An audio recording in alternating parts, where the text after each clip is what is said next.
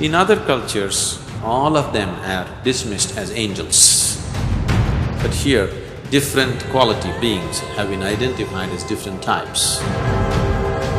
You call for a particular being for a particular kind of benefit, so that you have an advantage of achieving things much more than you would do by your normal strength and capabilities.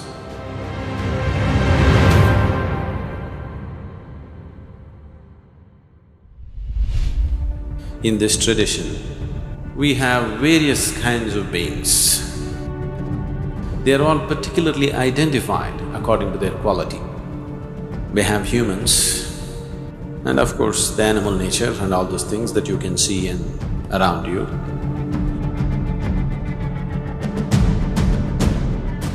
Those beings that you cannot see, there are some which we call as Bhuta Preta category. There are other beings that we call as yakshas. There are other kinds of beings that we call as Gandharvas. And there are devas. So based on this, there are tree gods, there are monkey gods, there are elephant gods, there is fruit god, there is vegetable god, there is flower god. For everything there is a god.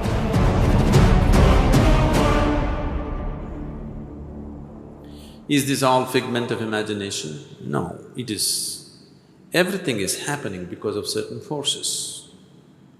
They identified these forces and personified them and created a method as to how to find access to them. So these yajnas were processes through which you can find access to certain forces in the existence so that you have an advantage of achieving things much more than you would do by your normal strength and capabilities. The word yajna has been translated as sacrifice. So the English word sacrifice you would always understand as giving up something for something else, or giving up something for nothing. That's a sacrifice, okay? Giving up something for something else is commerce. Giving up something for nothing is sacrifice. So, yajna need not necessarily mean a sacrifice. Probably, yajna is a combination of an offering, an oblation and a sacrifice. It's a mixture of all these three things. A ritual through which you can please certain forces in the existence. In other cultures, generally they have not been properly identified and classified, all of them are dismissed as angels. But here, different quality beings have been identified as different types, and accordingly you call for a particular being for a particular kind of benefit. There is a whole process and science behind it. Even today, people are using these yagas and yajnas. Generally, for a lot of them it may not work because it's not being properly conducted the way it should be. But for many people it does work. There are many people who are hugely benefited by these things. People do achieve what they want to do in the material world by using yagas and yajnas in a certain way. Even though it doesn't matter how educated they are and how much liberation they talk about, even today, 95% of the Indians, if they want to enter a new home, they will do yagas and yajnas before they get in. Only here at Isha we don't do anything because we are a different breed. If you are in a certain level of consciousness and energy, everything that you do is a yajna. You don't have to do a separate ritual, the very way you live is a yajna.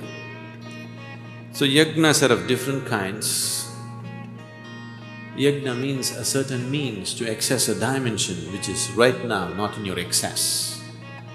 One is a ritualistic yajna, that you perform something, an expert in the field comes and does something for you through which you receive some benefit, or you have made your very life process into your yajna.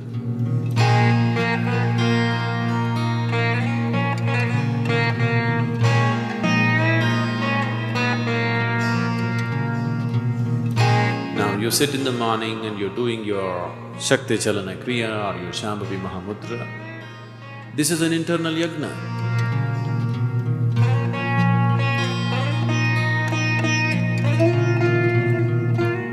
Without that sense of offering, you will never know the essence of that practice. If you make this a process, it's a very powerful yajna through which things happen in the world. Not just for yourself, things will happen around you beautifully. We have been saying constantly, if 1% of the world can become meditative, the remaining 99% will just pass very easily. Because if 1% of the world really begins to function, every moment of their life, their very life process is a yajna, if they become like this, the 99% will reap the benefit without doing anything about it. 1 person plants a mango tree, 100 people can eat it. 1 person cannot eat what comes out of one tree. It takes 100 people to eat it. So similarly, if you have made your life process itself into a yajna, if you have made your life process itself into an offering, then thousands of people can eat out of it. You would see simple women, just they made their life into total sacrifice for people who live around them in their families. They just cook, they serve, they never thought about themselves. What about me never came to them. You see, they are sage-like by themselves. My mother was a living example like this. She was educated enough, but her whole life was just serving her husband and children, that's all. Never we heard her telling us, "I love you," but such a question never arose. Whether she loves me or not never arose in our minds.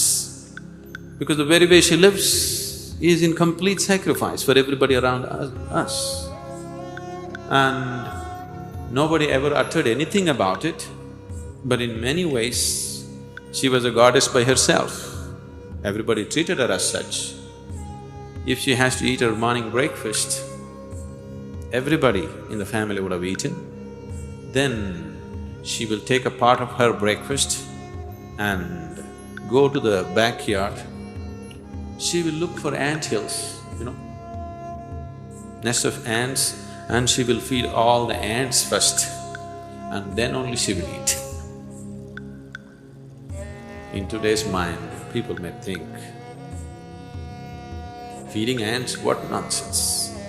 Spray insecticide, isn't it?